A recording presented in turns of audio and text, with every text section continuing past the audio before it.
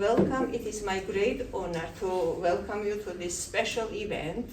My name is Tiago Melauri. I'm director of Oxford Interfaith Forum, and we have a great honor of hosting Professor Habib and his book presentation. We are also very honored to have Professor Frank Griffel, professor of Abrahamic religions, who will chair the session, who will introduce the speaker, and then moderate the discussion and Q&A after presentation. So it is my great honor to hand over to Professor. Thank you very much. Thank you, Thea. It is my great honor to introduce Professor M A R Habib, who is distinguished professor of English at Rutgers University in New Jersey in the United States. He's a world-renowned expert in literary criticism, edited the Cambridge History of Literary Criticism, in addition to a number of books that he wrote about the subject, again with the early T.S. Eliot in Western philosophy, a history of literary criticism from Plato to the present, and Hegel and the formation of literary theory. Professor Habib is also a graduate of Oxford University, namely of Brasenose College, and we are happy to welcome him back here.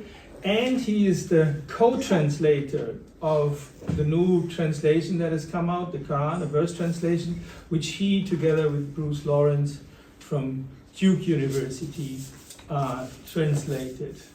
And as it's my great honor to pass over the word to Professor Habib, who will tell us about the translation that has just been published. Okay, thank you very much. Bismillahirrahmanirrahim. Assalamu alaikum everyone, and good afternoon.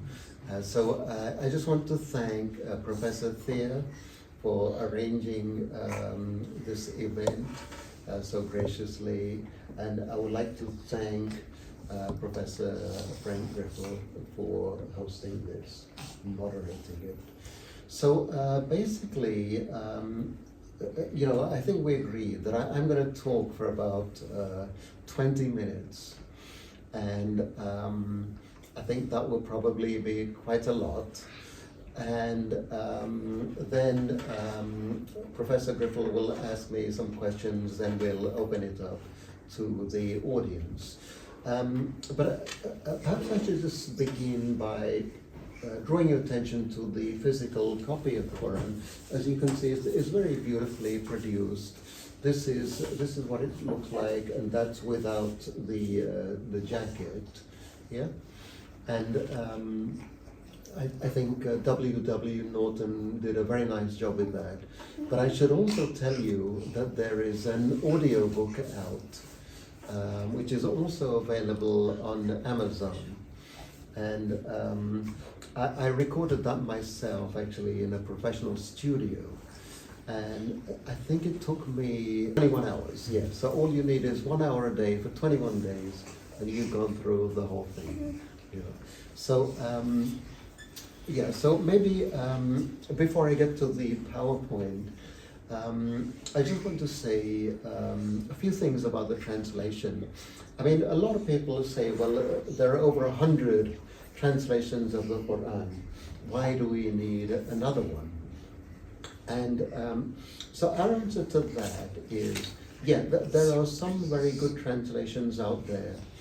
And most of the translations have been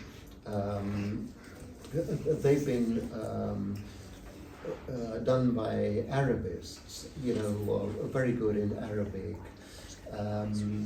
but they're not necessarily experts in English. And so what is the difference between this one and the others? The main difference is that this was the product of collaboration. Okay, so this was produced in collaboration with the Islamic scholar Bruce Lawrence, and so he is the Islamic expert, and then I am supposedly the expert in English. And so we thought this might be a good way of approaching the Quran. And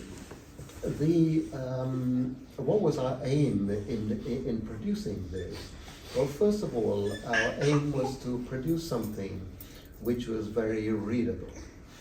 Because I'm sure a lot of you know, when you read the Quran in Arabic or you listen to it in Arabic, it's very, very powerful, it's very musical, poetic, it's very beautiful, and it has a profound impact on you. But a lot of people say when they read the Quran in English, it doesn't quite have the same effect. They often find it stilted. They don't want to read it. A lot of them just don't. A lot of people don't want to continue to read it. And so one of our motivations was, and this is kind of in a political, social, cultural context, right? The world, as you know, is in such a bad way. There's so many terrible things going on in the world. We felt that the Quran is one of those texts that brings light to the world, and it's something that will benefit people. And so it's something that, you know, most Muslims in the world, they don't actually know Arabic, right? And so, I know a lot of people say, well, you know, Ijaz al-Quran, it's inimitable, you can't translate the Quran. And on a strict level, yes, that is absolutely true. There is no way we can replicate the beauty, the majesty, the power of Quranic Arabic, right? I mean, that's a given. However, given the situation that most Muslims are in, they do have to read it in translation. Otherwise, they're just not going to know what's in it. And so given that exigency, we thought we would try to produce a translation that people would find readable, that they would find poetic, that they would actually enjoy. And when they read it, it moves them, right? And so, because the Quran, as you know, no one reads the Quran quietly. So when people listen to the Quran, they listen to it read aloud. And even when they read it to themselves, right, they read it aloud, right? No one actually reads it silently. And so the sounds, the rhythms, all of these kind of recitational effects are integral to the Quran, and you could argue it part of its meaning. And so when you listen to a Qari recite the Quran beautifully, it's not that it changes the meaning. It doesn't change the meaning, but it intensifies our experience of the meaning, right? So anyway, that's something, these were our basic motivations for producing this. So what I'm going to do, if I can just move to this PowerPoint. So I'm just basically going to read through the Arabic, I'll recite the Arabic, and then try to explain what we did with the English, okay? أعوذ بالله من الشيطان الرجيم بسم الله الرحمن الرحيم الله نور السماوات والأرض مثل نوره كمشكاة فيها مصباح المصباح في زجاجة الزجاجة كأنها كوكب دري يوقد من شجرة مباركة زيتونة لا شرقية ولا غربية يكاد زيتها يضيء ولو لم تمسسه نار نور على نور يهدي الله لنوره من يشاء ويضرب الله الأمثال للناس والله بكل شيء عليم. But you can see that it has a kind of rhythm and a flow to it. And so And I know, Dr. Frank, you wanted me to talk about the meter, and the Quran definitely wanted to distinguish itself from poetry as such. And it's not actually composed in any of the traditional Arabic meters or buhur, right? But here's the thing. So the Quran is not poetry, but is it prose? You know, this is what sometimes people forget. Say, well, why are you translating the verse? Well, but the Quran is not prose either. Because if you look at any Western definition of prose, the Quran does not meet those expectations. I mean, and those expectations go all the way back to Aristotle and the idea of organic unity, you know, and coherence, and having a beginning and a middle and an end. And so all of those expectations of prose are disappointed if you try to read the Quran as prose. So it's neither poetry nor is it prose. However, everyone agrees that it uses a lot of rhetorical techniques. It has a lot of poetic features, right? So it employs changes of tone, changes of person, as in the voice of God. It uses a lot of poetic effects like rhyme, alliteration, assonance, personification, allegory, metaphor, all of these things, right? And so, but that's why when you listen to the Quran in Arabic, it has such a powerful effect. It's not just telling you things in a bland way, it's telling you things in a powerful way. And this verse, which is probably one of the most famous verses of the Quran, Ayat an-Nur, it's a good example of that. So if we look at the rhythm of this, we got Allahu nurus samawati wal ard, and so you've got like 4 beats there, okay? And so what we say, how we render that, God is the light of the heavens and of the earth. Now what we do here, in distinction from some other people who try to translate the Quran into rhyme, we focus on what is known as accentual meter. And what happens in accentual meter? See, normally English poetry is written in accentual syllabic. So you count every syllable. So in Shakespeare's sonnet you say, from fairest creatures we desire increase, with 10 lines, right? Iambic pentameter. But if, you know, we tried this with the Quran and it doesn't work. It sounds too stilted. And then it occurred to me that when I read about Sudge, which is a technique that the rhymed rhythmic prose, the Quran employs, in Sudge, you only count the beats, not the syllables. And so, there is some English poetry, I mean, it goes all the way back to the Middle Ages, which is written in accentual meter, where you don't count the syllables, you only count the beats. And I think this is a good way of translating the Quran, because it captures those beats, okay? And then if we continue, مَثَلُ نُورِهِ كَمِشْكَاةٍ فِيهَا مِصْبَاحٌ.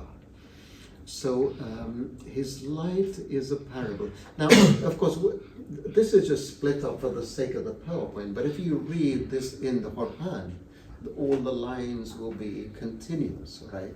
But again, that does not mean that it's prose, and that does not mean that there are no pauses, because there is a system of pauses in the Quran, okay? And also, you know, again, I think we have to use our own kind of sense of rhythm here and our own kind of sense of what's possible. If you listen to a Qari reciting this verse, you will see where they make the pauses, right? So for example, So you got Allahu Nurus Samawati wal Ard. There's a kind of natural pause there. There's a jim there, which is an optional pause, right? Then you got Mathalu Nurihi Kamishkatin Fiha Misbah. Okay. Now, technically, you can go from that misbah. The next word is also misbah. The first misbah means lamp, right? First misbah is indefinite. There's no al, there's no the. And then the second one is al-misbah. So how did we try to reproduce that? We say, well, God is the light of the heavens and of the earth. Then his light is a parable of a niche which holds a lamp. Now, so we've got a lamp, misbah, which is indefinite. Then on the next line, we've got the lamp, which is al-misbah, because there is a kind of pause there, right? It would be very difficult in the Arabic to read misbah, al-misbah. You can do it, right? But it's going to rush through that verse. And then we do the same with the word glass. So we've got al-misbahu fi jajatu ka'annaha. So we got which holds a lamp. The lamp, again, a lamp, then the lamp, then a glass, then the glass. And then we have a niche which holds a lamp. We got the word holds, and we got enclosed, which is a similar vowel sound. It's not a rhyme, but when the vowels are similar, it's called assonance, right? And then we have, in the next line, we've got glass, glows, and gleaming star. So we have like alliteration, right? So the lamp enclosed in a glass, the glass which glows like a gleaming star, right? And then the next line is Yukadu min, so it's lit, min shajaratin mubarakatin zaytunatin. So it's lit from an olive tree which is blessed. In the Arabic, it literally says it's lit from a tree blessed olive in that order. But of course, you can't use that order in English because it would be unidiomatic. But we tried to keep some of that by, instead of saying lit from a blessed olive tree, we put the lit from an olive tree blessed, to put a stress on that. Then we put whose soil is neither east nor west. Literally the Arabic says, La sharqiyatin wa la gharbiyya. So it's neither eastern nor western. And the commentators say, well, say a lot of things about this, but one of the things they say is, well, the olive tree, it receives the sun on both times of the day, in the morning and the evening, and some of them, like Hassan al-Basri, they say, well, this tree actually is a heavenly tree, and that's why it's not eastern or western. And so we put here, now not everyone will agree with this, because we have lit from an olive tree blessed, whose soil is neither east nor west. Its very oil would shine forth. So we have a rhyme between soil and oil. Now, again, not everyone's going to agree with this. The word soil is not there in the Arabic. But I would argue that it doesn't actually change the meaning. Because when we say whose soil, we talk about a heavenly tree, and we're saying the roots of this tree, or the genesis of this tree, is neither east nor west, right? And then we have, though untouched by fire, light upon light. And then, so again, Nurun ala Nur. Some reciters, especially Egyptian ones, you know, when they recite this, they repeat that, Nurun ala Nur, because it's kind of the center of this whole verse. So we wanted to put that on a line by itself to draw attention to it. And then God guides to his light whom he will. He strikes parables for humankind. So we have light with the assonance with humankind, and then God is knower of all things, assonance with will. And you know, there's a lot of other things in there to consider for translation. So for example, if you look at the commentaries, when we say his light is a parable, so mathalu nurihi, the he, the pronoun, who does that refer to? Some people say it refers to the Prophet Muhammad sallallahu alaihi wasallam. Other people say that it refers to a believer. In the Shiite tradition, they say it refers to Fatima, and that the lamp refers to Hassan and Hussein, her sons. So you know, there's a lot of different, there's a huge amount of tafsir, of commentary on this, you know. And I don't know, maybe afterwards, Dr. Frank, you could help me out with this, because I actually find it very difficult to make sense, to make like holistic sense of what some of these commentaries say.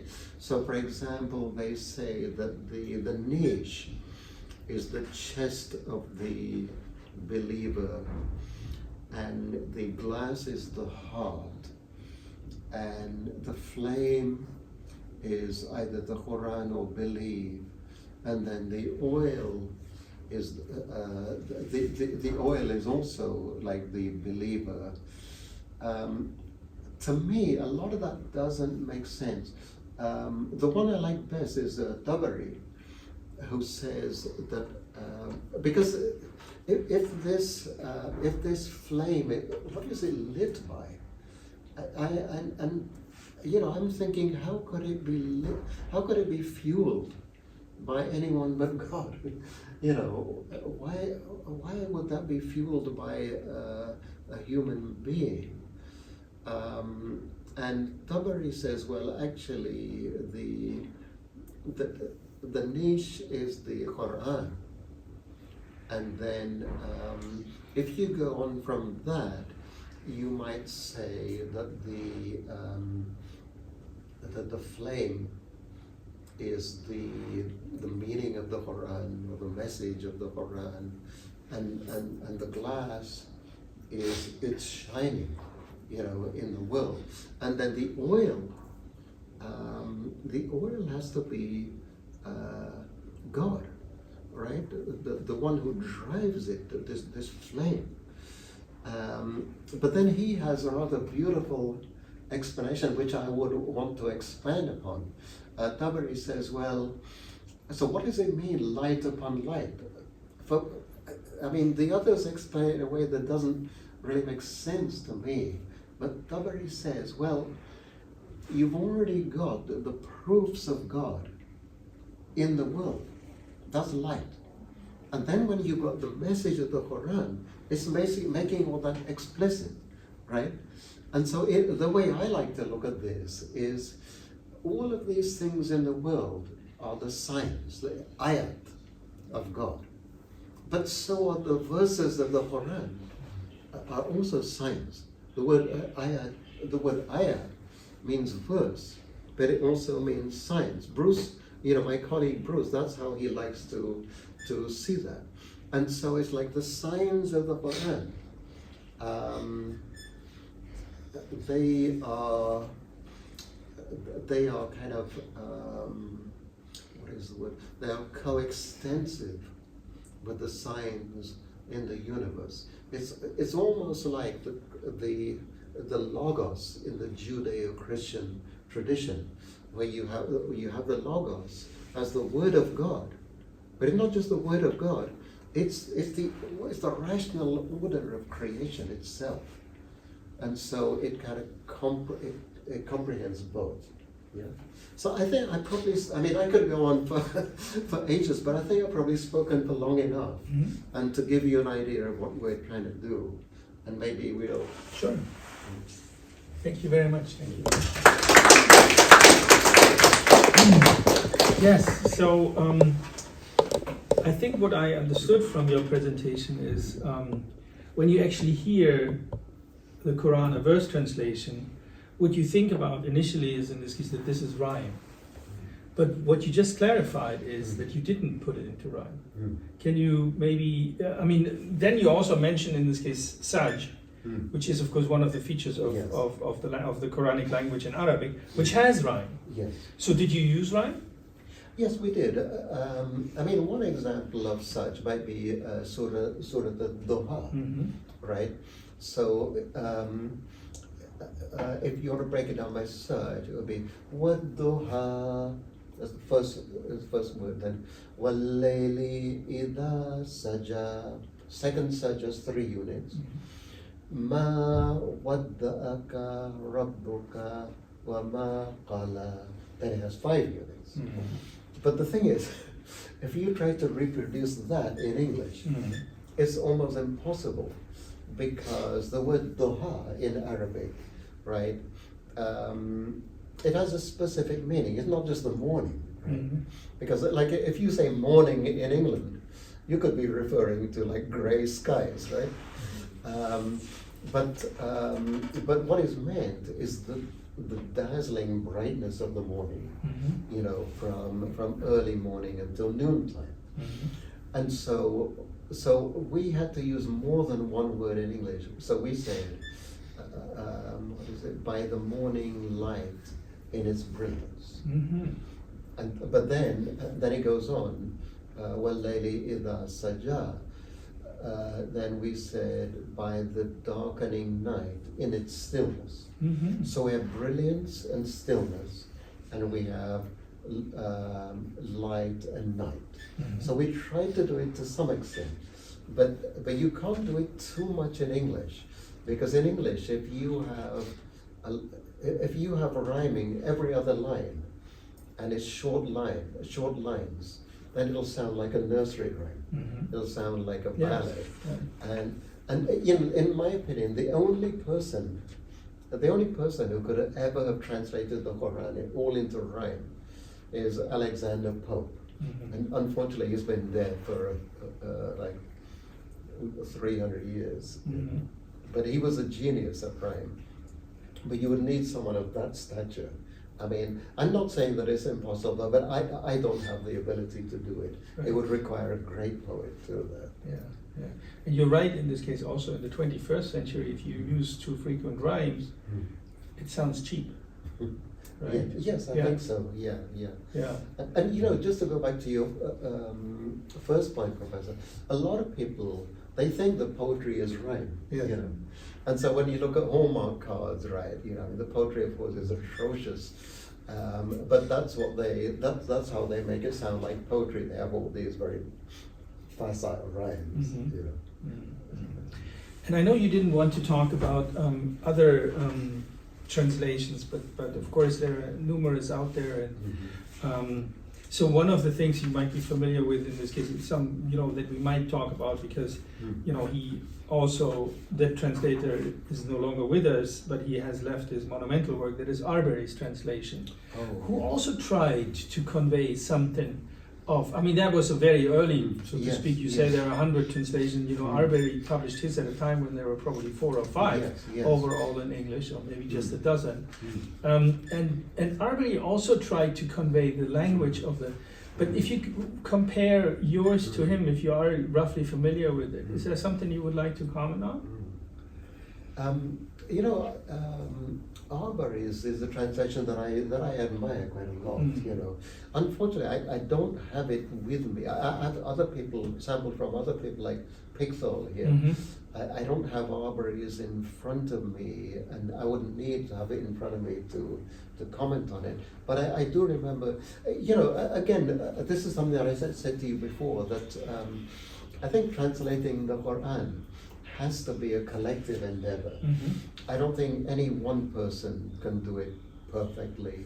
And so we all contribute something. Yes. And we learn from that person, someone else. But it's an ongoing process. And the other thing that, you know, one day I want to write about this. A lot of people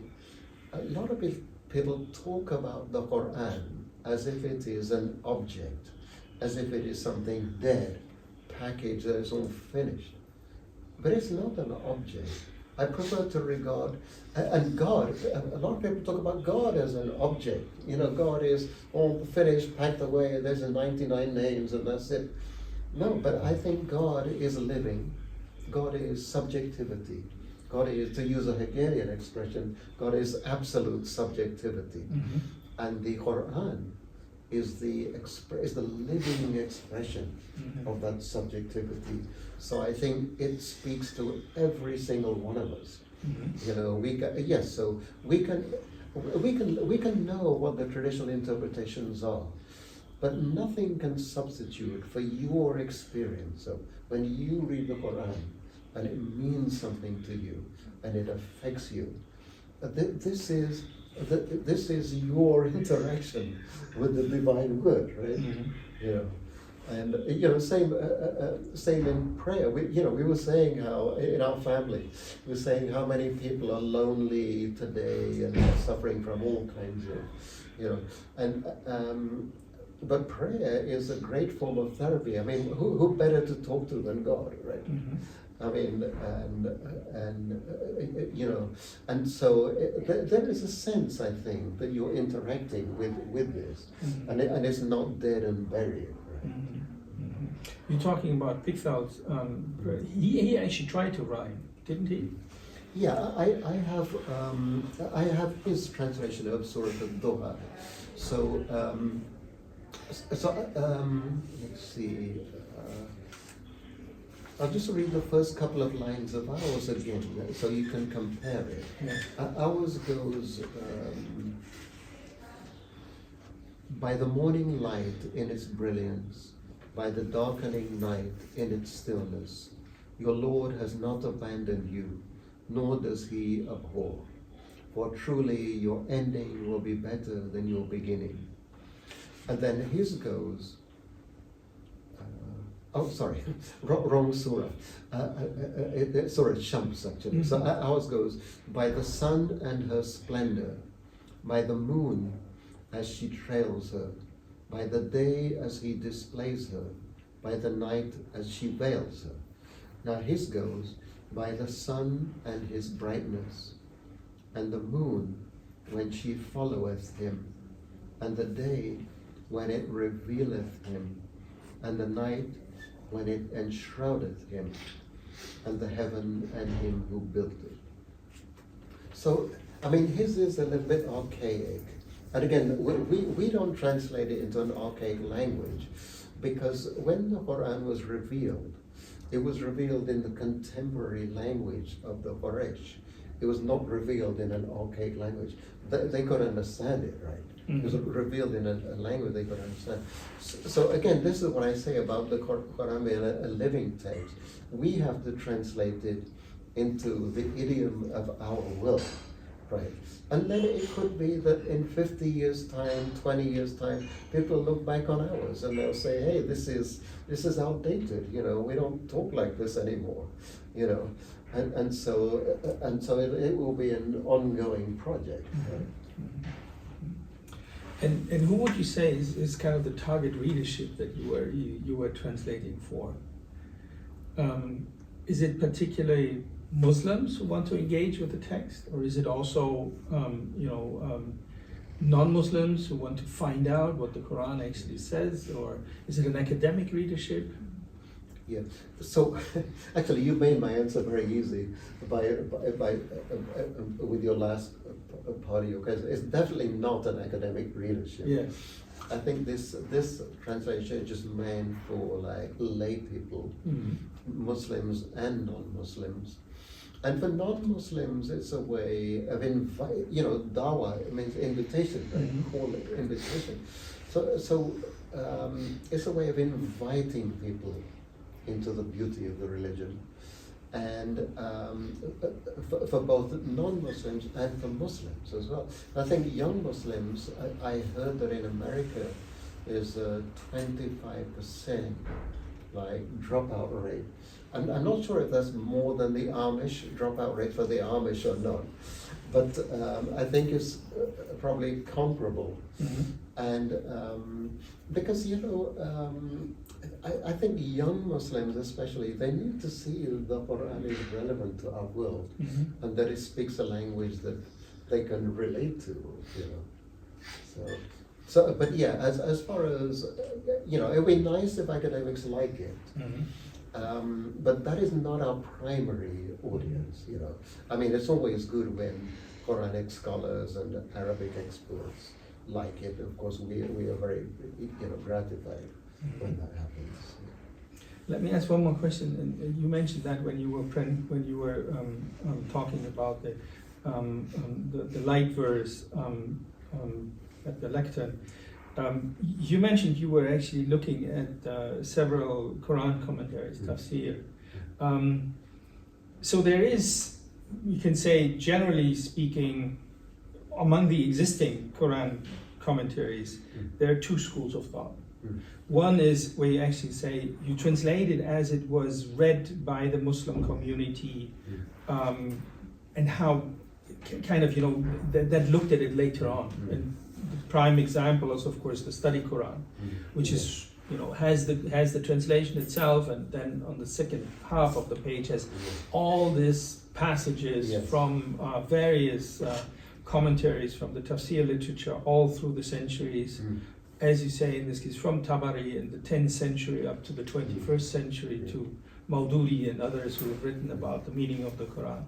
And then there are other schools of thought, and you might, for instance, our colleague here at Oxford University, Nikolai Sinai, who comes from the school where it actually wants to understand the Quran from where it came, namely, late antique religious thought, and the language of pre-Quranic poetry, the language of the mu'allaqat, that actually ends up there. How would you, given the fact in this case that you referred to tafsir literature, to Quran commentary literature, and you were looking at it, how would you yourself place amongst these two traditions?